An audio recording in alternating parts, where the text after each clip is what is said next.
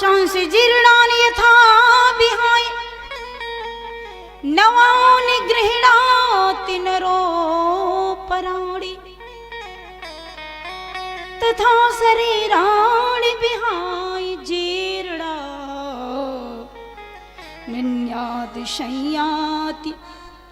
न्यन्यानि संयाति नवानि देहि।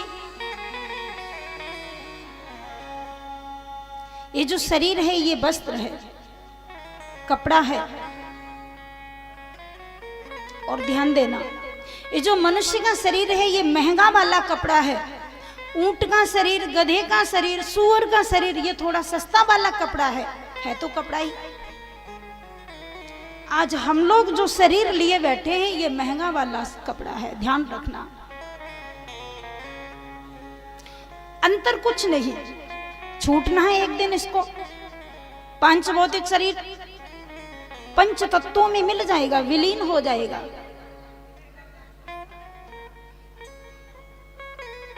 तो शरीर तो नाशवान है, इसको मरना ही है। कोई आ रहा है, कोई जा रहा है, कहीं रोना, कहीं खुशियां, ये तो चलता रहता है।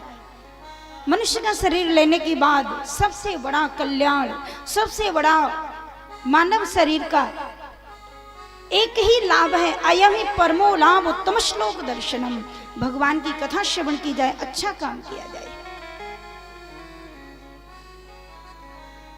साधुओं की बात है, ऐसी वाणी बोलिए जो मन का आपा खोए औरन को शीतल करे और आपो शीतल होए।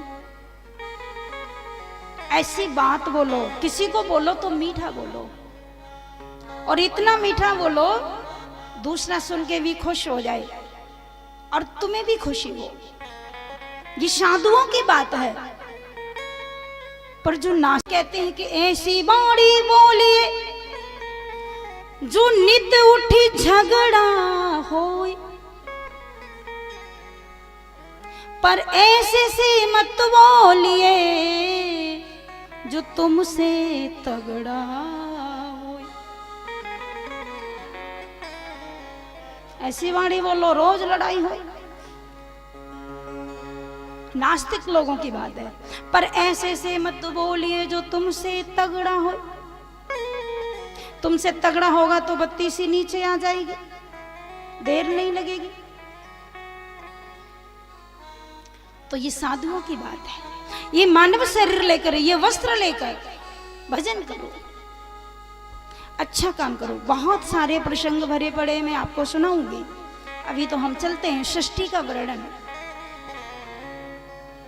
यही कथा विदुर जी को सुनाई मैत्रेय जी ने।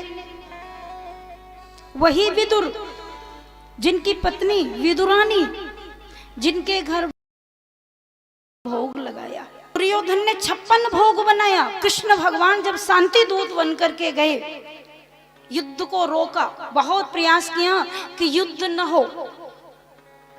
और दुर्योधन को जब समझाने गए तो दुर्योधन ने सोचा कृष्ण की खुशामद कर दूं तो हमारे पक्ष में आ जाएंगे कृष्ण।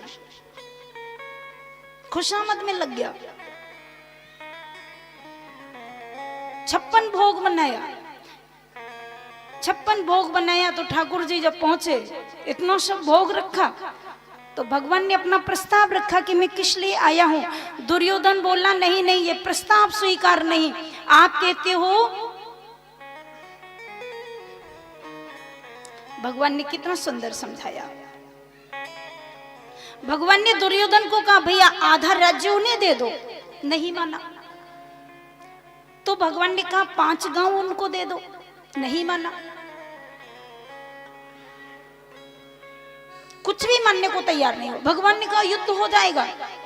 बोला कि बिना युद्ध के एक सुई की नोक के बराबर भी जमीन नहीं दे सकता, मैं कमजोर नहीं हूं। ठाकुर जी ने सोच लिया मेरा आना बेकार हो गया। जाने लगे तो बोला कि ये 56 भोग आपके लिए, आप थोड़ा स्वीकार करिए।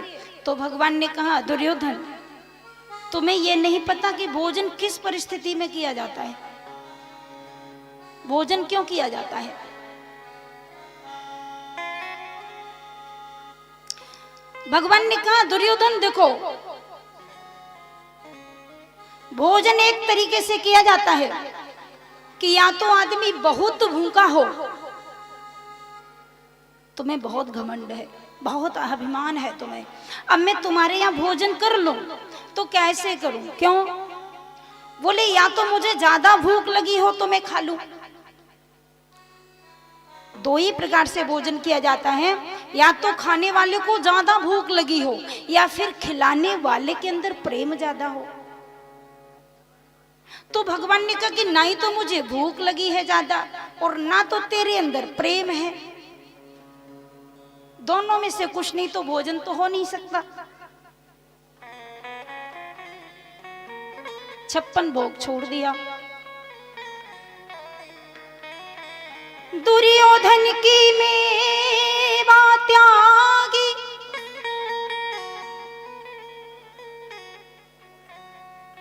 साग विदुर घर खाई,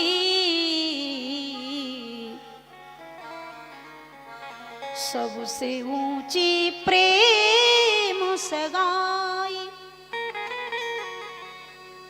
दुर्योधन की मेवा को छोड़ दिया, विदुर जी के घर छिलके खाने के लिए भगवान पहुंचे।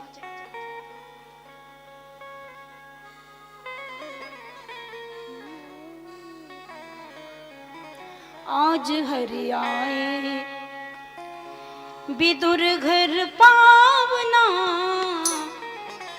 आज हरि आए विदुर घर पावना, आज हरि आए विदुर घर पावना, आज हरि आए विदुर घर पावना, आज हरि आए।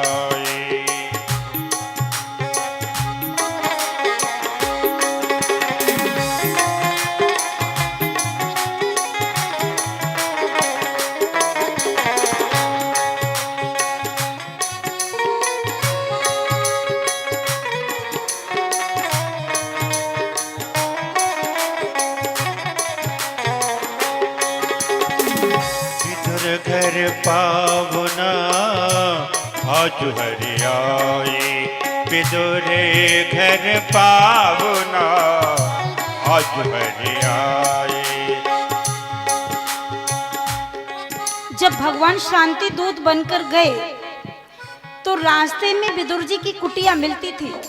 विदुरानी की नजर कृष्ण पर पड़ी तो विदुरानी ने विदुर जी से कहा सुनो, कान्हा जा रहे हैं, उनको रोको ना, एक बार हमारी कुटिया में भी तो आए।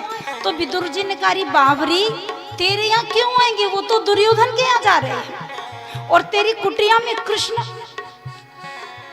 अरे पगली, घर में इतना भी कुछ नहीं है जो उनका स्वागत भी कर ले, ठाकुर का भोग लगाने के लिए भी तो नहीं है कुछ। तो विदुरानी ने कहा कि वो तो भगवान है, वो तो भाव के भूखे हैं, उनको भोग नहीं चाहिए, उनको तो भाव चाहिए, आप एक बार बोलो ना। विदुर जी ने कहा मैं नहीं बोल सकता, मैं इतना शर्मिंदा हूं, मैं लज्जित हूं, मेरे घर कुछ नहीं जो मैं उनका भोग भी लगा दूं। विदुरानी का बहुत मन था कि मेरे ठाकुर आए। ठाकुर जी ने इशारे से ही मानो विदुरानी से कह दिया काकी चिंता मत करो, 56 भोग नहीं खाऊंगा, अभी लौट के यही आऊंगा। पर इसको विदुर जी ने नहीं जाना।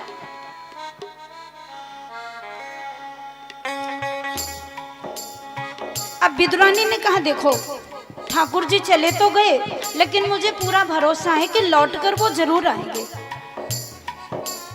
विदुर जी से कहा तुम एक काम करो, बाजार जाओ और खोए के लड्डू ले आओ भोग लगाने के लिए।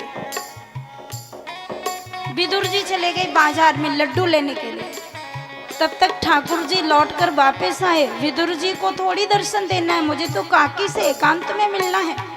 विदुर जी थे नहीं, कृष्ण आ गए। विदुरानी स्नान कर रही थी, ध्यान देना, नहा रही थी, कुंडी बंद थी।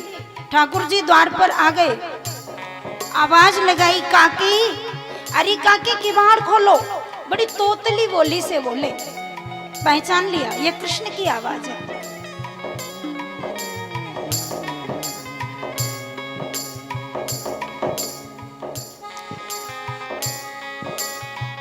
नहीं थे विदुर हति विदुरानी, नहीं थे विदुर हति विदुरानी, नहीं थे विदुर हति विदुरानी। विदुरानी।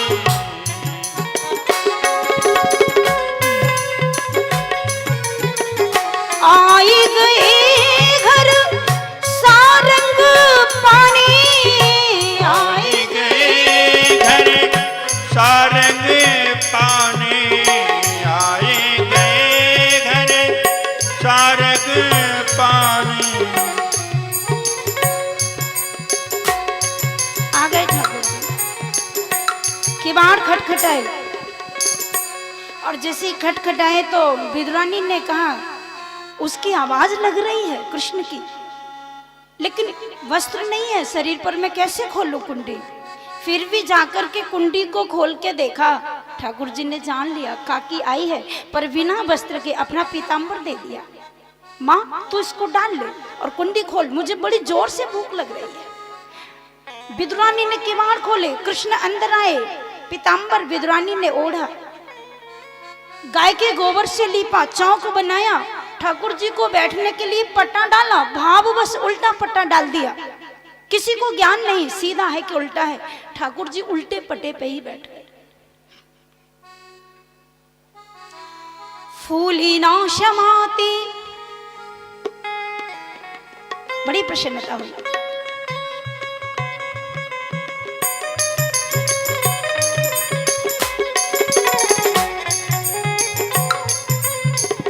नहीं थे विदुर हति विदुरानी, नहीं थे विदुर हति विदुरानी, नहीं थे विदुर हति विदुरानी।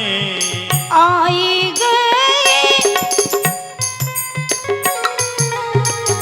आई गए घर सारंग पानी,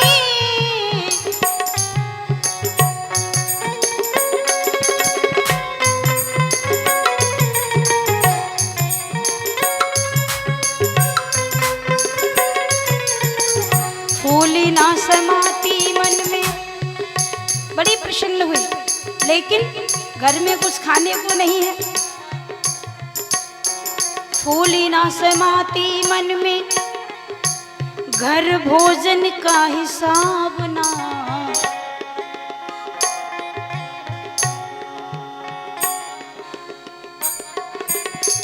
फूली ना समाती मन में, भोजन का हिसाब ना, आज हरि आए विदुर घर पावना, आज हरि आए विदुर घर पावना, आज हरि आए विदुर घर पावना, आज हरि आए विदुर घर पावना, आज हरि आए।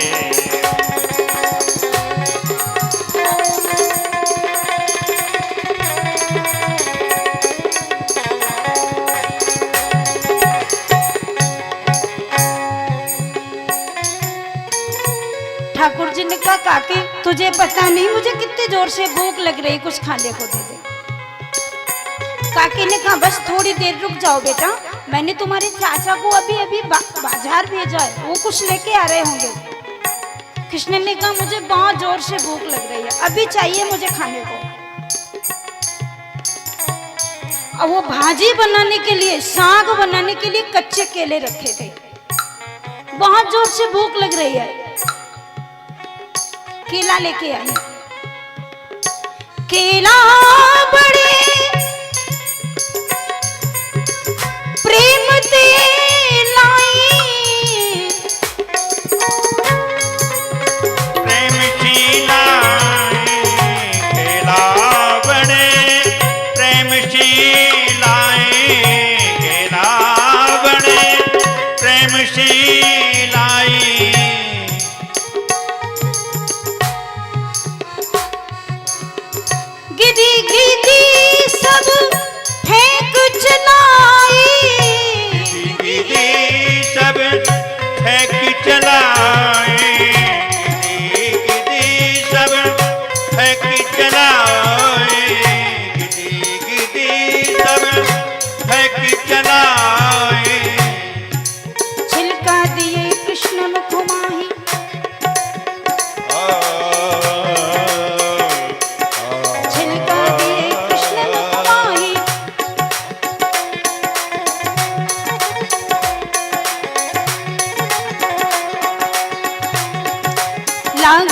परम सुहावना आज हरे आए हे विदुर घर पावना आज हरे आए विदुर घर पावना आज हरे आए विदुर घर पावना आज हरे आए विदुर घर पावना आज हरे आए विदुर घर पावना आज हरे आए।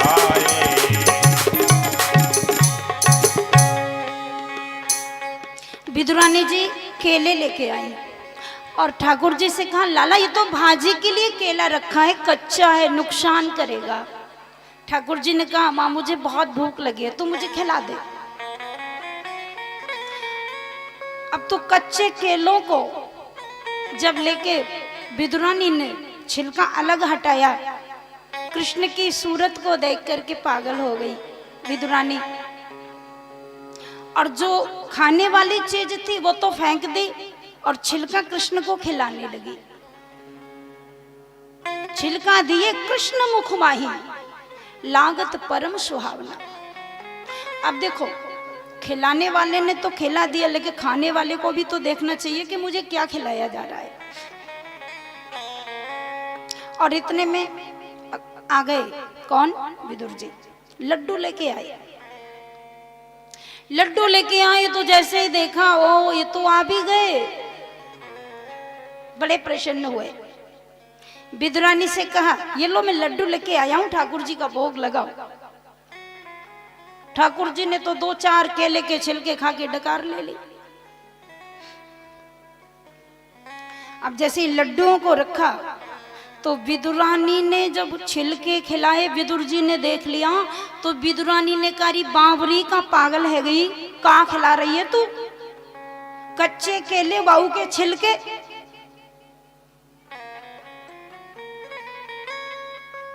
विदुर जी ने कृष्ण को कहा लाला तो को पतो ना ये तो बावरी है, पर कम से कम तू तो विचार कर, तो केले के छिलके इसने खिलाए और तू भी खाता चला गया।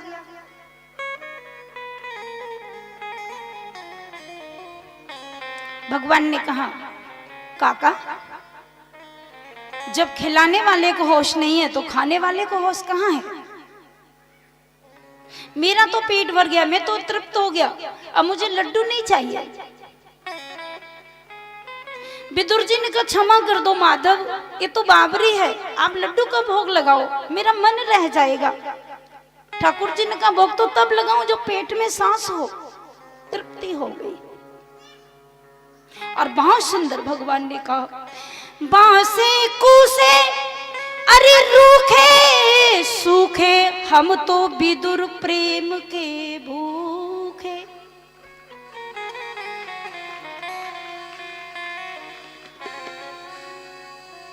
विदुर जी ने कहा अब लड्डू खाने के लिए जगह नहीं है, जो काकी ने अपने हाथ से खिलाया उसी से तृप्ति हो गई।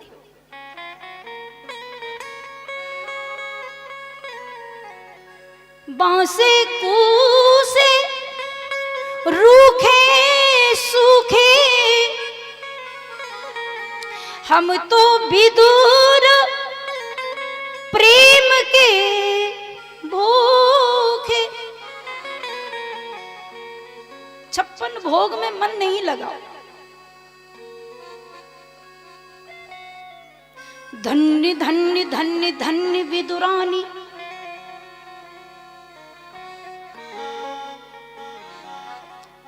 जिसने ठाकुर जी को अपने हाथों से खिलाया।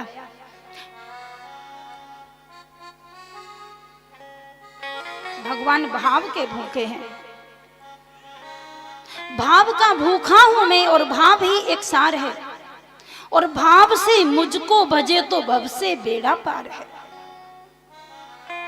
भाव बिन कुछ भी जो दे तो मैं कभी लेता नहीं, और भाव से एक फूल दे वो मुझे स्वीकार है। कितना दया का सागर है। भाव होना चाहिए। तो विदुरानी के भाग्य को सराहा। विदुरानी को भगवान ने दर्शन दिया। बड़ा सुंदर भाव यहाँ सुखदेव जी ने वर्णन किया।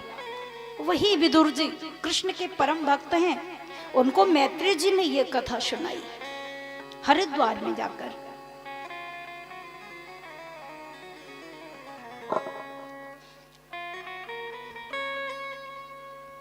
सृष्टि का वर्णन किया। 4 पुत्र सनक सनंदन सनत कुमार सनातन देवाधिदेव महादेव भगवान शिव प्रकट हुए और इसके बाद ब्रह्मा जी ने एक पुत्र को जन्म दिया, स्वयंभू मनु। अपनी दाईं भुजा से एक पुत्र पैदा किया और बाईं भुजा से एक कन्या पैदा की। कन्या का नाम शतरूपा और पुत्र का नाम स्वयंभू मनु।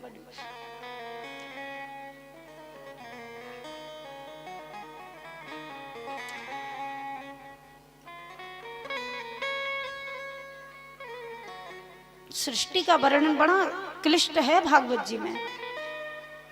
देखो, मनु के द्वारा हम सब पैदा हुए।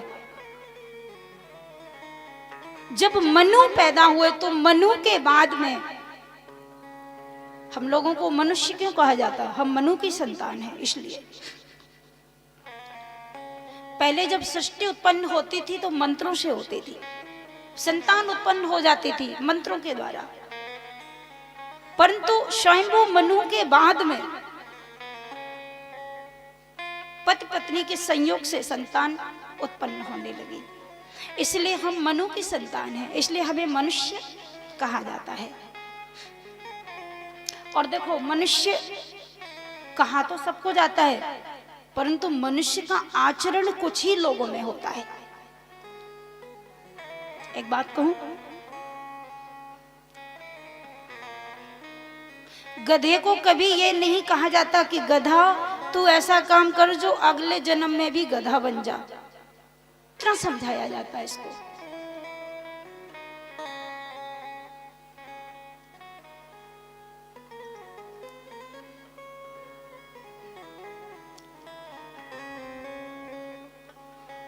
तो स्वयंभू मनुवरु सतरू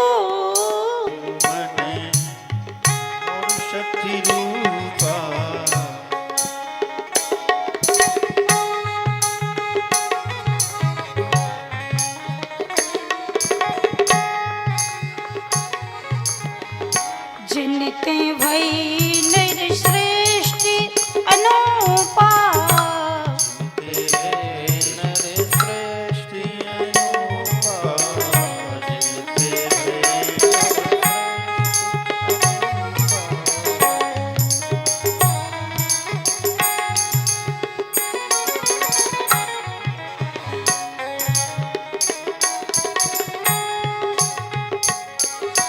दंपति धर में आ